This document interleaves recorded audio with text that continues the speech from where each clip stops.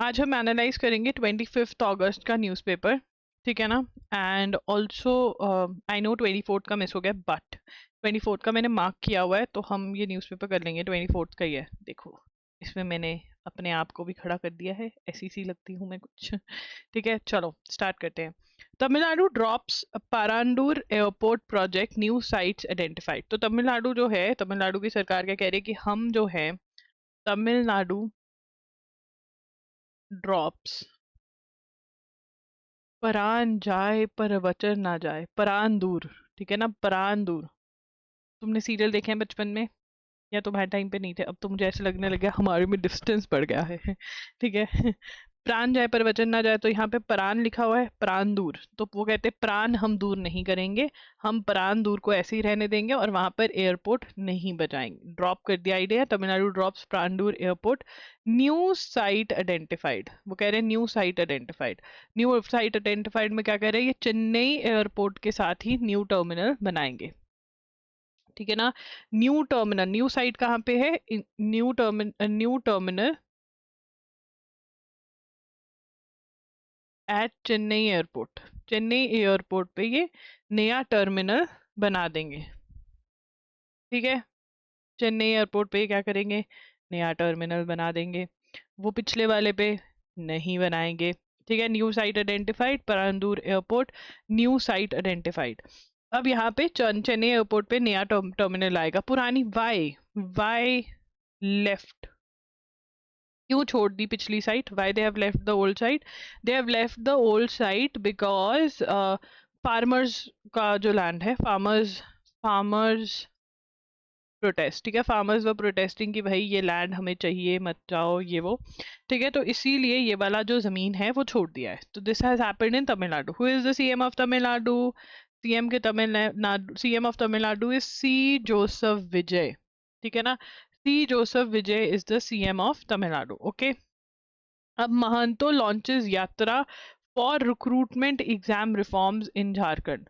सो ये लिखेंगे Mahato, Mahato launches yatra for recruitment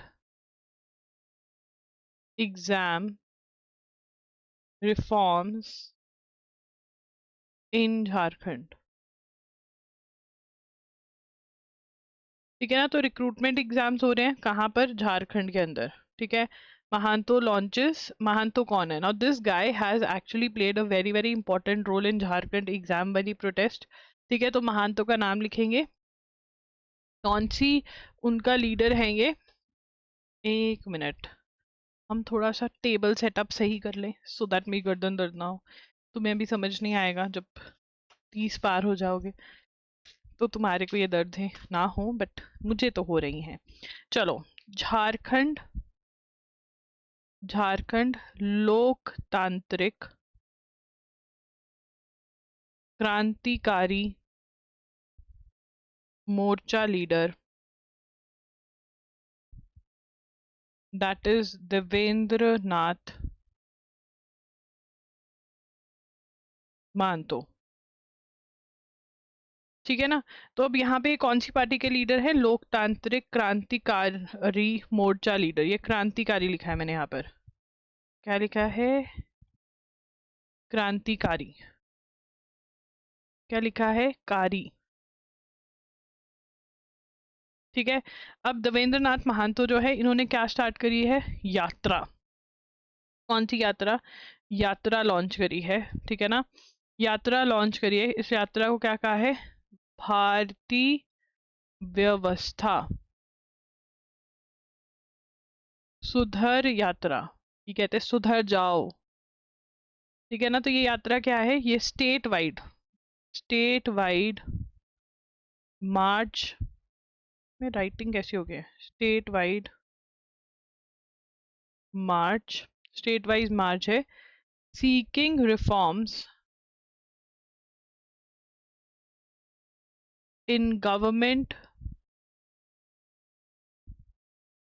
recruitment exams, ठीक है। Mr. Mahanto was one of the prominent faces of the 26-day student protest. अब यहाँ पर झारखंड में ये पहली प्रोटेस्ट हो रही है, इससे पहले 26 डे, चलो ग्रीन पेन का यूज कर लेते हैं, 26 डे स्टूडेंट प्रोटेस्ट हो चुकी है वहां पर, और इसके अंदर क्या थे, Mahato was a main face, Mahato was prominent face. ठीक है, जो 20 डे स्टूडेंट प्रोटेस्ट हुई है रांची, जो कि कैपिटल ऑफ झारखंड है, वो क्यों हुई है? ठीक है ना, प्रोटेस्ट किसके अगेंस्ट है? देखो ये क्वेश्चन आता है कि प्रोटेस्ट क्यों करी, तुम नाम याद कर जाओगे। ठीक है, began on 25th July against alleged irregularities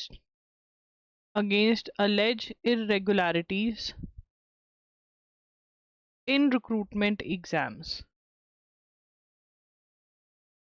ठीक है ना, क्या है, इरेगुलरिटीज हैं, कहाँ पे, रिक्रूटमेंट एग्जाम्स में, जो कि नौकरी वाले एग्जाम्स होते हैं।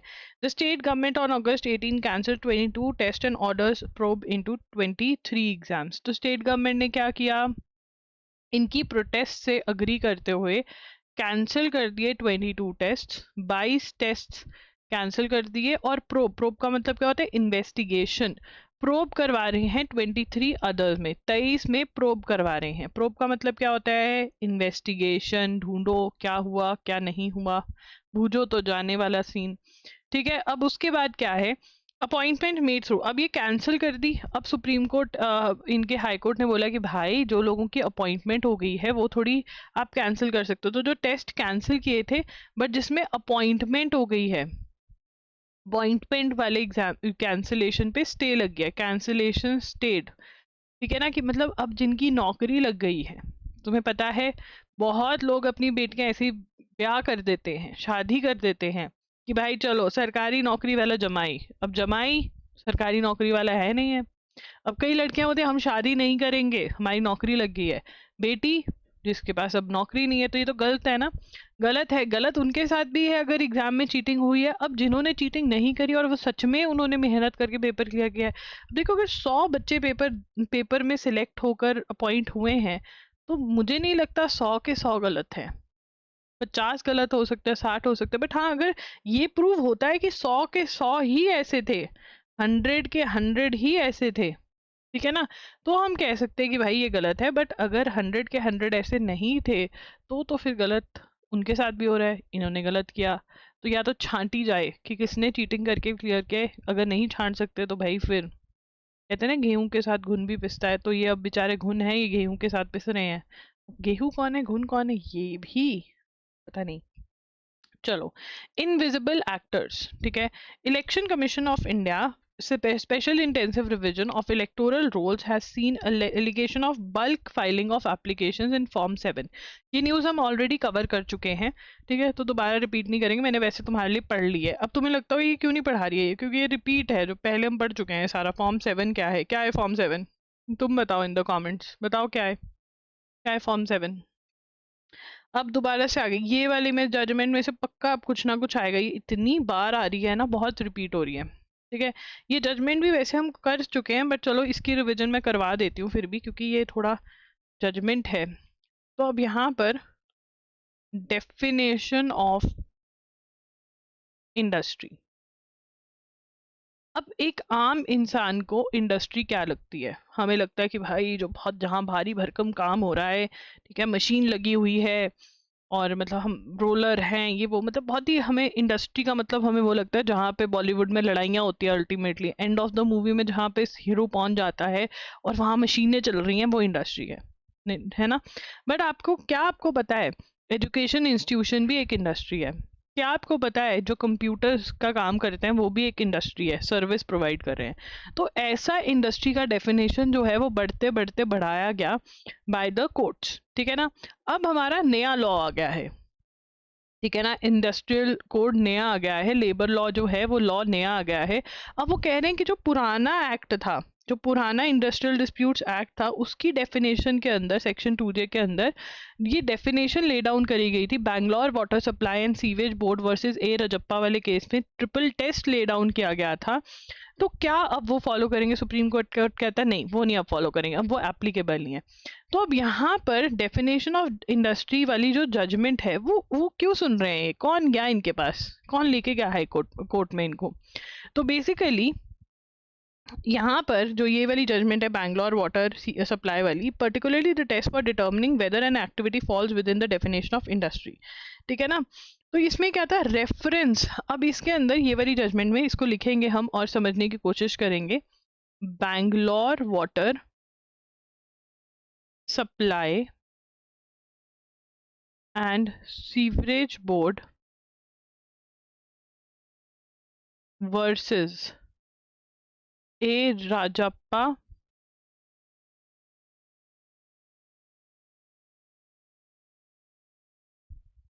ठीक है ना। अब इसमें क्या है, देखिए इस जजमेंट के अंदर सुप्रीम कोर्ट ने क्या किया, 1978 में test for determining lay down किया। क्या ले डाउन किया? टेस्ट ले डाउन किया। टेस्ट फॉर डिटर्मिनिंग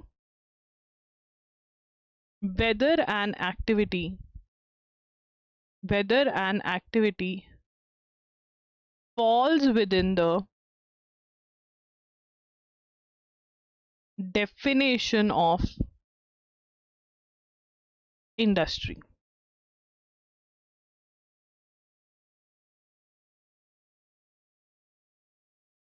ठीक है ना। टेस्ट कि कौन सी इंडस्ट्री मानी जाएगी, क्या होना चाहिए, तो ये टेस्ट ले डाउन किया। ठीक है ना। डेफिनेशन ऑफ इंडस्ट्री कहाँ पे थी? Section 2J of industrial disputes act, जो पुराने वाला था उसके अंदर ये इंडस्ट्रियल डिस्प्यूट्स एक्ट 1947। ठीक है। नाउ अब क्या हुआ, इसका रेफरेंस हुआ। रेफरेंस मतलब जजों को बोला कि भाई ये हमें सही नहीं लग रहा है, बड़े बड़े जजेस को दिए गए। तो यहाँ पर in state of UP versus Jaibir Singh, a 5 जज बेंच रेफर द 7 जज bench decision in Bangalore sewage वाला केस फॉर रिकंसिडरेशन। अब हमें यहाँ पे क्या पता चलता है कि जो रजप्पा वाला केस था, 7 जजेस ने ये जजमेंट दिया। और अभी जो कहा है कि भाई जो इंडस्ट्री की पुरानी डेफिनेशन थी वो लागू नहीं होगी, वो कितने जजेस ने दी है? मैंने तुम्हें बताया है 9 जजेस ने दिया है, 9 जजेस ने। ठीक है। उसके बाद a 7 judge bench was constituted and by order dated January 2nd 27 referred the matter to 9 judge bench। अब ये रेफरेंस है कि उन्होंने कहा, पहले 5 जजेस ने सुना वो केस, फिर 7 जजेस को। अब वो 7 जजेस कहते हैं कि वैसे तो अगर हम इस जजमेंट पे बात करें कि ये टेस्ट सही है बैंगलोर वाला या नहीं, क्योंकि अब तो वो वाला लॉ तो है ही नहीं, अब तो नया लॉ आ गया है। ठीक है। तो ये बात है, बट इन्होंने चलते चलते ये जरूर बोल दिया कि भाई अब ये वाली पुरानी डेफिनेशन एप्लीकेबल नहीं होगी नए लॉ को। ठीक है ना। चलो अब यहाँ पे नए वाले लॉ को क्यों नहीं एप्लीकेबल करे? देखो इंडस्ट्री, ठीक है ना, अगर हमें वर्ल्ड में सर्वाइवल करना है तो हमें क्या करना पड़ेगा? हमें मैन्युफैक्चरिंग करनी पड़ेगी। और मैन्युफैक्चरिंग कहाँ पर होगी? बड़ी बड़ी मशीन्स और ये सब में ही होगी। अब मैन्युफैक्चरिंग करनी पड़ेगी, और मैन्युफैक्चरिंग में भी हमें ओनर का फायदा सोचना पड़ेगा, क्योंकि ओनर का फायदा है देश का फायदा। अब आप कहोगे ये तो गलत है मैम, बहुत गलत, बट अब ये ऐसे सोचते हैं, कैपिटलिस्ट सोचते हैं ऐसे, जिनको सिर्फ और सिर्फ पैसे कमाने से मतलब है। सोशलिस्ट वाला नहीं है कि हाँ चलो देश में सबके पास कुछ, सबके पास खाने को होना चाहिए, रहने को होना चाहिए, वो वाली थिंकिंग नहीं है। तो मैन्युफैक्चरिंग में अगर ओनर का फायदा है तभी वो इकोनॉमी बढ़ेगी, तभी पैसा होगा, सब कुछ। अगर लेबरर्स के वेलफेयर की ज़्यादा बात करेंगे, ज़्यादा रूल्स एंड रेगुलेशंस रखेंगे कि इतनी सैलरी दो, इतना सब कुछ करो। अब चाइना जो है वो मैन्युफैक्चर में कैसे आगे पहुंचा है? वो डिक्टेटर है। ठीक है ना। अब चाइना में अगर बोल दिया कि भाई 10 घंटे काम करना है, तो वो लोगों को करना पड़ेगा। डेमोक्रेटिक नहीं है कि वहां पे लोग बैठ जाएंगे, प्रोटेस्ट नहीं करेंगे, नहीं करेंगे, 10 घंटे काम नहीं करेंगे। वो चाइना वाला आएगा, वो कहेगा कैसे नहीं करेंगे, अभी कराता हूँ मैं तेरे से। तो वहां डिक्टेटरशिप है। बट वो डिक्टेटरशिप के बेनिफिट्स क्या हुए कि ये डिक्टेटरशिप ने वहां पर मैन्युफैक्चरिंग सबसे सस्ती कर दी, प्रोडक्ट वहां पर सब कुछ सबसे सस्ता है। अब इससे हमें compete करना है तो हमें भी थोड़ा सा लूज छोड़ना पड़ेगा कि करवा लो काम, सस्ते में करवा लो, क्योंकि देश को आगे लेके जाना है। इंडस्ट्रियलाइजेशन का ये फेज हर देश को देखना पड़ता है, हमें भी देखना पड़ेगा, बट ये है बहुत कड़वा घूट। ठीक है ना। तो अब अगर ये इंडस्ट्री को थोड़ी खुली छूट नहीं देते तो मैन्युफैक्चरर्स नहीं आएंगे, मैन्युफैक्चरर्स नहीं आएंगे, जॉब नहीं बनेगी, जॉब नहीं बनेगी तो पंगा है। छूट देते हैं तो लेबरर्स का नुकसान है, लेबरर्स का मिसयूज होता है, उनका ह्यूमन राइट्स वायलेशन होता है। तो करे तो क्या करें, हमें क्या पता। नहीं पता हमें, हम तो न्यूज़पेपर पढ़ा रहे हैं। ठीक है चलो। 2026 BWF वर्ल्ड चैंपियनशिप, ये है किसकी चैंपियनशिप? बैडमिंटन की। ठीक है ना, बैडमिंटन की चैंपियनशिप। ठीक है, और ये कहाँ पर हो रही है? खुले भाग हमारे न्यू दिल्ली में हो रही है, होस्ट कर रहे हैं हम इसको। ठीक है, ओहो दिल्ली ढंग से लिखते हैं, तो ये होस्ट हो रहा है, दिल्ली होस्ट कर रहा है। ठीक है, और इस बार फ्रांस ने बहुत मेडल जीते हैं। ठीक है ना, फ्रांस ने बहुत अच्छा परफॉर्मेंस दिया है, like wow performance. Alex Lanier ने सिंगर्स जीते हैं। ठीक है, और थॉम, एक तो इनके नाम हमें समझ नहीं आते, ये नाम सीता नाम रख लो। ठीक है ना, मोहम्मद, ये सब नाम हमारे यहाँ पर हैं। ठीक है ना, क्रिस्टीना, ये सारे काम हमें समझ में आते हैं, क्रिश्चियन मुस्लिम्स और हिंदू में ये रख लेते हैं, अलेक्स ये वो समझ में ही नहीं आते हमें। इंडियन टाइप्स नाम रखो, ये देखो डॉल्फिन जैसा नाम रख लिया इसने, डेल्फिन, तो डॉल्फिन ही रख लेता ना भाई, हमको भी इजी होता। डेल रियू इन मिक्स डबल्स। ठीक है ना, मिक्स डबल्स में जिसमें एक लड़का और एक लड़की खेलते हैं, इसमें भी फ्रांस वाले जीत के लेके गए हैं। ठीक है ना, ये क्या है? फर्स्ट गोल्ड्स हैं, फर्स्ट गोल्ड्स इन फ्रांसिस हिस्ट्री, फ्रांस की हिस्ट्री में पहले 2 गोल्ड इनके ही आए हैं, मतलब फ्रांस इतना अच्छा नहीं था बैडमिंटन में, बट इस बार है। ठीक है, और फिर इन्होंने और कहाँ पे अच्छा परफॉर्म किया फ्रांस ने? ठीक है, ये रनर अप थे, कहाँ पर runner up? France in Thomas cup. अब थॉमस कप इतना इंपॉर्टेंट क्यों है? जब हमने भी थॉमस कप जीत लिया था, कैसे पागल हो गए थे। क्यों पागल हो गए थे? क्योंकि ये वर्ल्ड कप कप है, डी फैक्टो क्या है? डी फैक्टो वर्ल्ड कप है इन बैडमिंटन। ठीक है, नाउ अब उसके बाद Lanier is just the third non Asian this century after Spence Carolina Marin. Have you seen Carolina Marin की वो क्या होती है documentary? Oh wow, I mean watch it for 1 year, you will be so motivated. तुम कहोगे मुझे सिर्फ और सिर्फ अपना गोल देखना है। I will watch it again, but I don't know I where did I watch it, like I think it was Netflix, I am not sure, but एक जमाना था ना जब डॉक्यूमेंट्री देखते थे। I loved her then. Now I don't really remember, but I was really motivated. And see, Young will also go back with happy memories. क्यों? इसने medal जीता इसलिए। अब इंडिया कैसा कर रहा है बैडमिंटन में? ठीक है ना, इंडिया की बैडमिंटन में परफॉर्मेंस ओवरऑल अगर हम देखें तो कैसी रही है? ठीक है ना, तो वो कह रहे हैं कि हमने 12th एडिशन में India, for India the competition was 12th straight edition where it scored 12th edition था हमारा, एडिशन फॉर इंडिया। ये यहाँ से पूरा पूरा ही नोट करना पड़ेगा। Where 1 medal with Gayatri Gopichand, 1 medal with Gayatri Gopichand and Treesa, ये इनका वुमेन्स डबल्स में आया है, ये नोट करेंगे। ठीक है, फिर उसके बाद जापान ओपन पीवी सिद्धू ने जीता, तो हमने मतलब हम बैडमिंटन में अच्छा कर रहे हैं। ठीक है, उसके बाद एम्प्लॉयमेंट रेट क्या चल रहा है हमारा? तो PLFS की फुल फॉर्म पूछ सकते हैं, वो क्या है? Periodic labour force survey reports on an unemployment of 14.8% among 18 to 29 year olds and rising to 29.4% among those who are graduates, जिनको कह रहे हैं tertiary educated with diploma, graduate और पोस्ट ग्रेजुएट लेवल। ठीक है, तो ये भी नोट करना है। ठीक है, अब आगे चलेंगे। Smart glasses highlight gaps in privacy, तो अब वो कह रहे हैं कि मेटा के जो स्मार्ट ग्लासेस हैं जिसमें से फ़ोन उठा सकते हो, ये सब, ये प्रीवेसी को तो वायलेट कर देते हैं। ठीक है ना, किसी की भी फोटो खींच सकते हो। ठीक है, panel will take up plaints of sexual assault by police. अब पुलिस ने सेक्सुअल असॉल्ट, हाँ ये पुलिस वाले, ये सेक्सुअल असॉल्ट ऐसा हो सकता है जहाँ रश हो इंडिया में और वहाँ सेक्सुअल असॉल्ट ना हो, यहाँ पे तो भाई बिना रश के भी सेक्सुअल असॉल्ट हो जाता है। तो यस, इट्स वेरी नॉर्मल, मतलब sexual assault we women like talk about it like हाँ यार सबके साथ ही होता है, बट समटाइम्स आई फील कि हम कितना नॉर्मलाइज कर देते हैं उस फीलिंग को जो एक पेन बन के शायद रहता है कि यार क्यों हुआ मेरे साथ, ये कैसे हो गया, but the thing is that's how it is.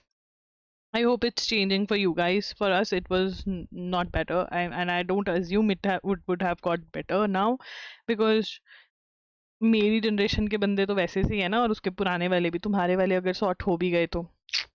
Chief Justice of India Surya Kant on Monday said women protesters could directly approach the nodal officer of the high-powered inquiry committee with complaints of sexual molestation against police personnel during the crackdown on NEET UG protest. अब क्या है, chief justice of India ने क्या कहा कि आप directly कहाँ जा सकते हो, हाई पावर्ड इंक्वायरी कमेटी के पास जा सकते हो, वहां पर अपनी कंप्लेंट फाइल कर सकते हो with regard to molestation against police personal. अब इसके अंदर मिसयूज भी नहीं करना है, ठीक है ना। अब कहीं होंगे हाँ हाँ हाँ पुलिस वालों ने हमें तंग किया था, अब हम जाते हैं अगेंस्ट कराते हैं। याद रखना, karma is a very big thing and if you don't believe in it, be अभी अभी नहीं हो रहा है, एकदम से होने लग जाएगा व्हेन यू जब आंखें खुलती हैं।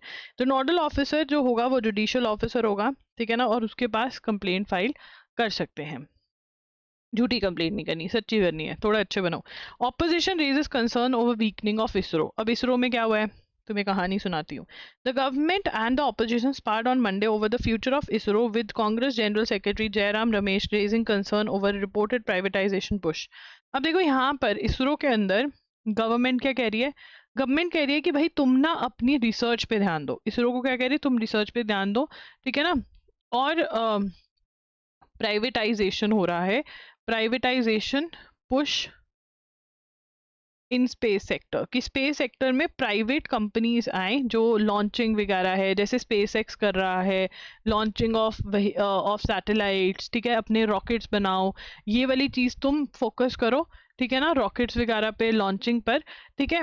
और प्राइवेट सेक्टर, मतलब private sector launching of satellites और इस पे फोकस रखेगी, ठीक है। इसरो का जो फोकस रहेगा, इसरो किस चीज़ पे फोकस करेगी, रिसर्च पे, न्यू इन्वेंशन, रिसर्च पे, जो तुम्हें नई चीज़ें बनानी है। क्योंकि देखो रिसर्च पे बहुत पैसा लगता है, और जो इंडस्ट्री है वो अभी इतनी पावरफुल नहीं हुई है कि बहुत पैसा लगा करके चीज़ें खुद से बनाएगी। तो इसरो को वो पैसे वाली चीज़ें जिसमें पैसे की खपत है वो करे, रिसर्च करे, और फिर जब वो चीज़ बन जाए तो वो प्राइवेट को बेच दे। ऐसा होता है ना कि प्राइवेट जितने में ले सकते हैं वो करे, तो ऐसे देश ऊपर बढ़ेगा, ठीक है। अब कांग्रेस वाले कह रहे हैं भाई हमें इससे बहुत ज़्यादा प्रॉब्लम है, ये गलत कर रहे हैं।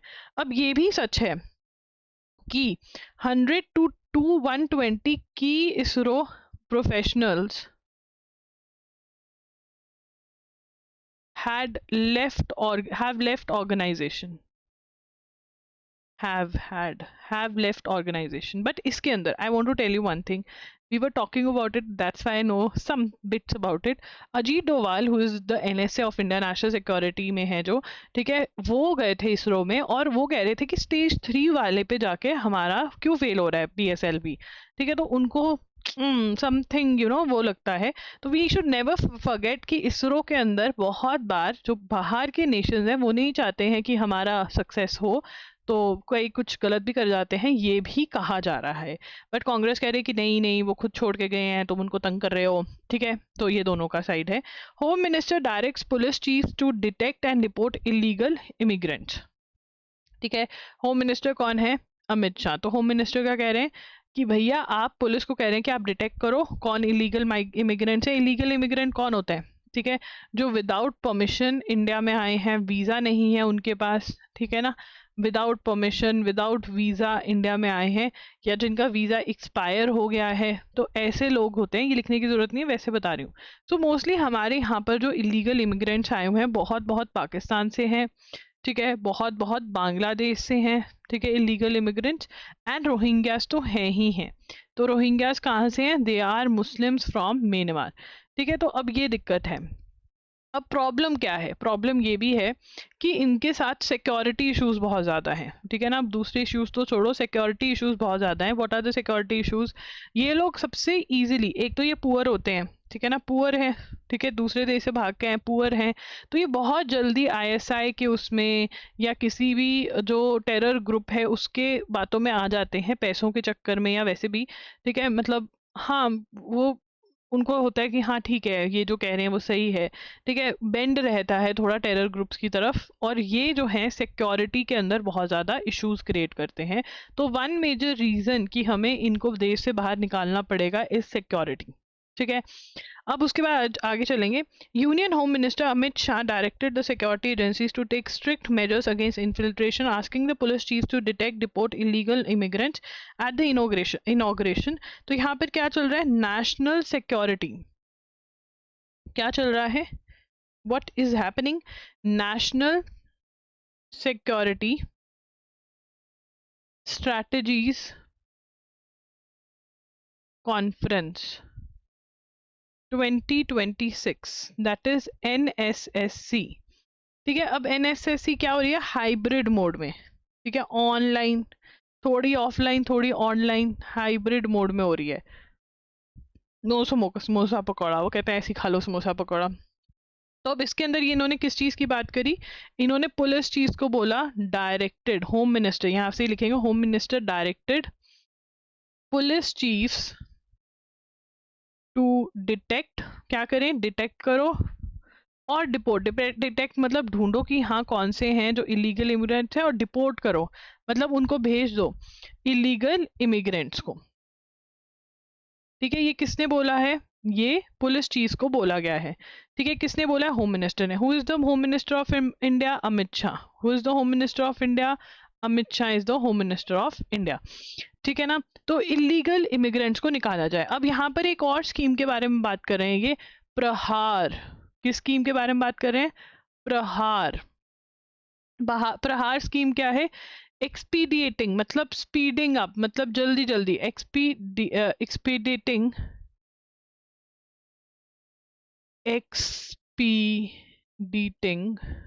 trials by bringing back fugitives using the trial in absentia provisions and undertaking comprehensive and integrated approach while investigating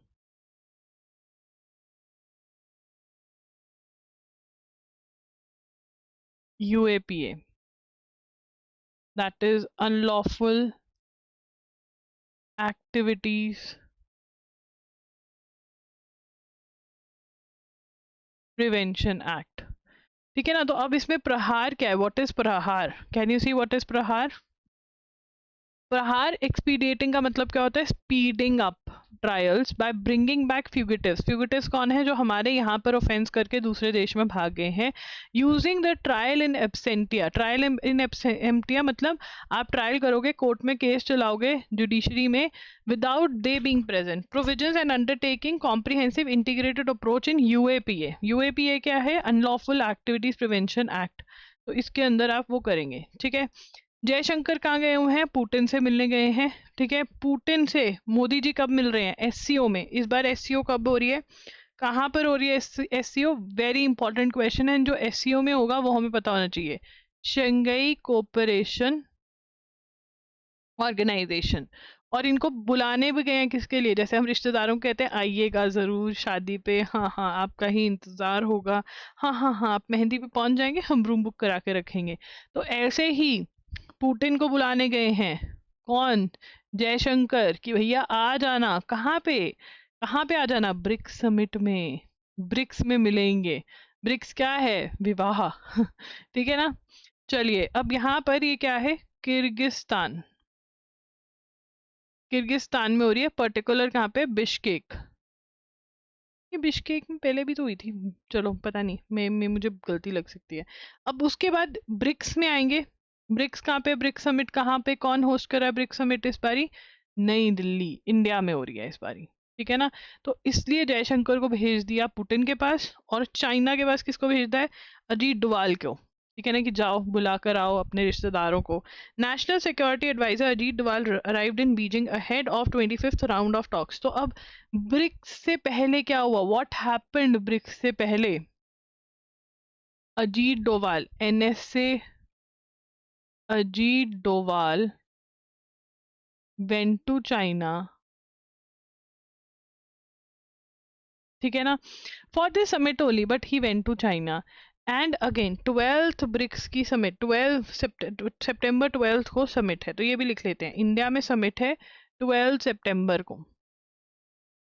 ठीक है, अब आगे चलेंगे। डोवाल सेट टू होल्ड, अरे भाई इतनी खुशी क्यों हो रही है। Now did press note 3 relaxations, अब प्रेस नोट 3 है क्या? Press note 3, now the union government on Friday said that India has received foreign direct investment worth rupees this much over the last few months। ठीक है ना, तो India has received,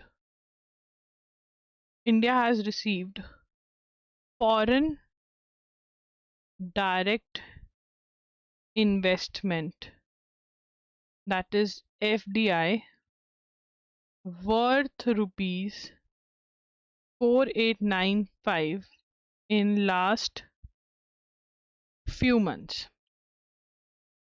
last के few months में 4895 FDI हमें मिल चुकी है। ठीक है, बट ऐसा क्यों हुआ, वाई डिड हैपन? ठीक है ना, तो रिलैक्सेशन हुआ, वाई, ऐसा क्यों, क्यों इन्वेस्टमेंट हुई, ऐसा क्या इंडिया ने क्या दे दिया उनको? ठीक है ना, तो relaxations, recent relaxations made to India's FDI rules, तो फॉरेन इनडायरेक्ट इन्वेस्टमेंट रूल्स है, उसमें रिलैक्सेशंस हुई हैं, तो उसकी वजह से। The aim of relaxation was precisely to ease the flow of investments that had earlier been blocked out of India। तो ये हम रखते हैं, हमने नोट करना है, यानी पहले हम पूरी जर्नी पढ़ते हैं क्या हुआ। So basically इंडिया ने, the union government had issued press note 3 in April 2020 in which it amended India's FDI policy। तो पूरी जर्नी लिखेंगे। ठीक है, पूरी जर्नी में हम लिखेंगे सबसे पहले अप्रैल 2020। तो अप्रैल 2020 को क्या हुआ, कोविड आ गया था, हम सब घरों के अंदर बैठे हुए थे और मैंने लॉगिन स्टार्ट कर लिया था ये हुआ था मेरे साथ तो। ठीक है, अप्रैल 2020, और बहुत डर लग रहा था कि पता नहीं क्या ही हो जाएगा अब, और ऐसा खौफ लग रहा था जब कोई पता चलता था, अरे इस शहर में भी कोरोना भैया पहुंच गए हैं, ये नहीं पता था, सब जगह पहुंचे हैं कोरोना भैया, और सबके घर में भी एक एक विजिट तो देके जाएंगे ही। चलो जोक्स अपार्ट, अप्रैल 20th, ठीक है, what happened, amended India's FDI policy. ठीक है, इंडिया की FDI पॉलिसी को अमेंड किया। ठीक है, और इस पॉलिसी में क्या बोला गया, ठीक है ना, the existing rule at the time stated that any entity, rule क्या था, any entity of Bangladesh and Pakistan could invest in India only after securing government approval। ठीक है ना, तो बांग्लादेश और पाकिस्तान की जो कंपनीज है, अगर उनको इंडिया में इन्वेस्ट करना है तो उनको गवर्नमेंट अप्रूवल लेना कंपलसरी कर दिया गया।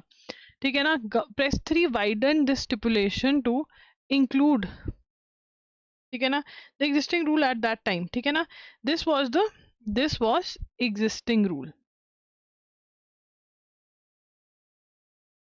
एट दैट टाइम, मतलब जो अमेंडमेंट से पहले रूल था वो ये था कि बांग्लादेश और पाकिस्तान की कंपनीज को इन्वेस्ट करने से पहले अप्रूवल लेना पड़ता था।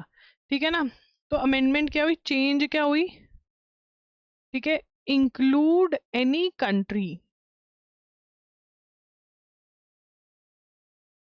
दैट शेयर्ड अ लैंड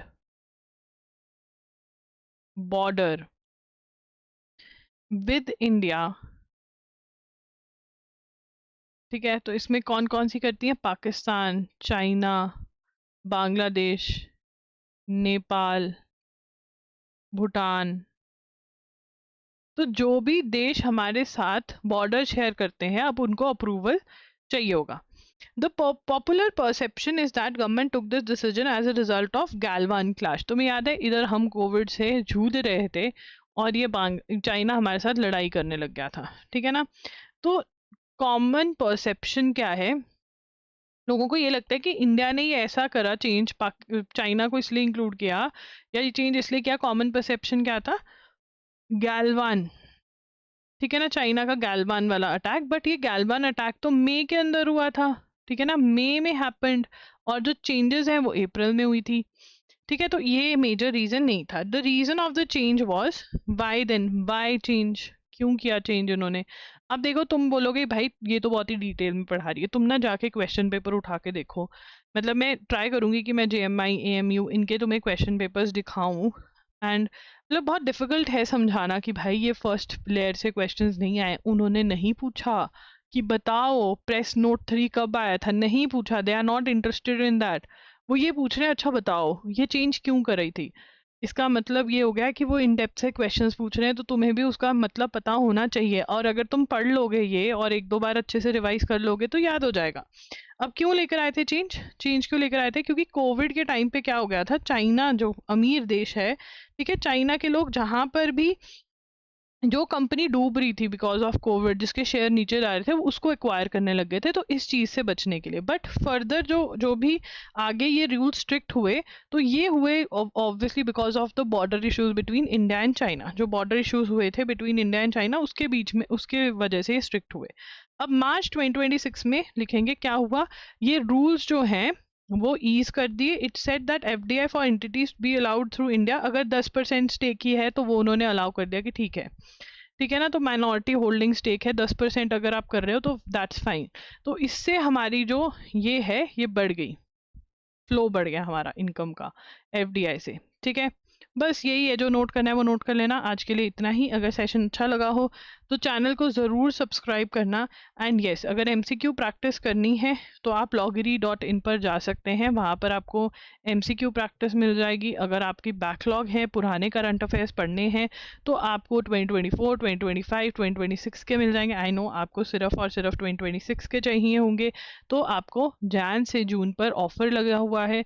आपको वन शॉट लेक्चर्स जो हैं, जो कि बहुत प्रीमियम क्वालिटी के होते हैं, मैंने खुद रिकॉर्ड किए हैं, रिकॉर्डेड हैं ये, कभी भी आप देख सकते हो इनको, ठीक है ना। वन शॉट लेक्चर्स हैं, वो आपको 1500 में मिल रहे हैं। एंड अगर आपको इन सभी महीनों के MCQs भी चाहिए तो पूरा विद लेक्चर्स विद MCQs आपको 2500 के मिल जाएंगे, ठीक है। loggery.in पर आप जा सकते हो, ठीक है, वहाँ पे मिल जाएंगे। एंड प्लीज़ आई होप आपने हमारा व्हाट्सएप ग्रुप ज्वाइन किया हुआ है, वहाँ पे क्लास का आपको पता चलेगा। जैसे अभी ये क्लास चलेगी तो वहाँ मैं लिंक डाल दूंगी। और 24th की क्लास अगर मैं नहीं भी ले पाती, वैसे तो मैं लूँगी, बट आपको ये PDF भी वहाँ पर शेयर कर दूंगी कि आप थोड़ा थोड़ा खुद से पढ़ पाएँ, नहीं तो मैं ये खुद से भी पढ़ाऊँगी, ठीक है जी। Okay, thank you for watching. Do like the video, support us by leaving a comment in the comment section, and do subscribe to the channel. Share about us with your best friends, with your friends, with your enemies, with everyone, ठीक है ना। Thank you for watching.